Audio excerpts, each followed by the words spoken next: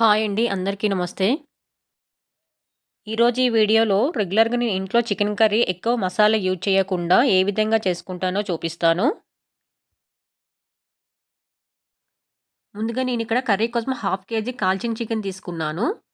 ఈ చికెన్ ఒకసారి బాగా కడిగిన తర్వాత దీంట్లో 2 టేబుల్ స్పూన్ల కారం, పావు టీ స్పూన్ పసుపు, 1 టేబుల్ స్పూన్ సాల్ట్ వేసుకొని బాగా కలుపుకొని మూత పెట్టుకొని అర్ధగంట పాటు పక్కన పెట్టుకున్నాను.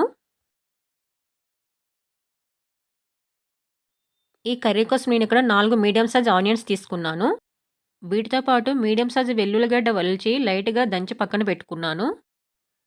ఇప్పుడు స్టవ్ మీద పాన్ పెట్టుకున్నాను. పాన్ హీట్ ఎక్కిన తర్వాత అందులో 2 టేబుల్ స్పూన్‌ల ఆయిల్ వేసుకున్నాను. ఆయిల్ కూడా హీట్ ఎక్కిన తర్వాత అందులో సన్నగా కట్ చేసుకున్న ఆనియన్స్ ముక్కలు వేసుకున్నాను. ఆనియన్స్ వేగుతున్నప్పుడే ఆల్రెడీ దంచి పెట్టుకున్న వెల్లుల్లి కూడా వేసుకొని ఒక్క నిమిషం పాటు వేయించుకుంటున్నాను. ఇప్పుడు ఇందులో పావు టీ స్పూన్ పసుపు, కొంచెం కరివేపాకు వేసుకొని వేయించుకుంటున్నాను. ఆనియన్స్ కొంచెం వేగాయి కదా! ఇప్పుడు ఇందులో 1 టేబుల్ స్పూన్ అల్లం వెల్లుల్లిగడ్డ పేస్ట్ వేసుకుంటున్నాను. ఆనియన్స్ ఇక్కడ గోల్డెన్ బ్రౌన్ కలర్ వచ్చే వరకు వేయించుకోని అవసరం లేదండి. ఆయిల్‌లో మెత్తగా అయితే సరిపోతుంది.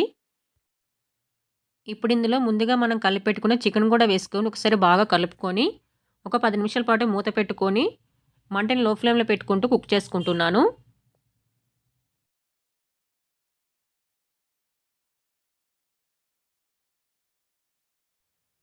10 నిమిషాల తర్వాత చికెన్ చూస్తే చికెన్‌లోకెళ్ళి ఆయిల్ అనేది సెపరేట్ అవుతుంది. చికెన్ మొత్తం ఒకసారి బాగా కలుపుకుంటున్నాను. ఇప్పుడు ఇందులో 1 టేబుల్ స్పూన్ల కారం వేసుకుంటున్నాను. అలాగే సన్నగా కట్ చేసుకున్న పచ్చిమిర్చి కూడా వేసుకుంటున్నాను. పచ్చిమిర్చిని ఇప్పుడు ఎందుకేస్తున్నానంటే చికెన్‌తో పాటు పచ్చిమిర్చి గనుక కుక్ అయితే టేస్ట్ చాలా బావుంటది. కారం ఎక్కువ తినాలనుకున్న వాళ్ళు కొంచెం ఎక్కువ కారం యాడ్ చేసుకోవచ్చు. దీన్ని ఒక్క 5 నిమిషాల పాటు కుక్ చేసుకుంటున్నాను.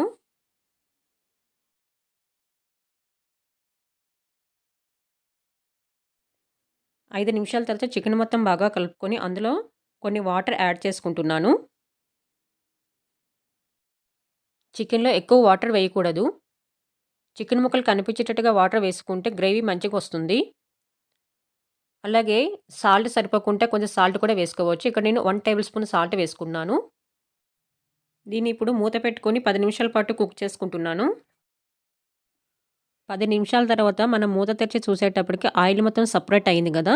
ఇప్పుడు మనకి చికెన్ మొత్తం మంచిగా కుక్ అయినట్లే.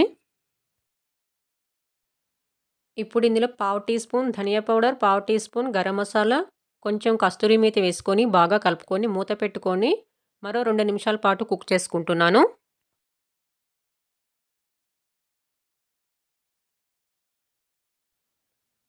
అంతేనండి, చికెన్ కర్రీ రెడీ అండి.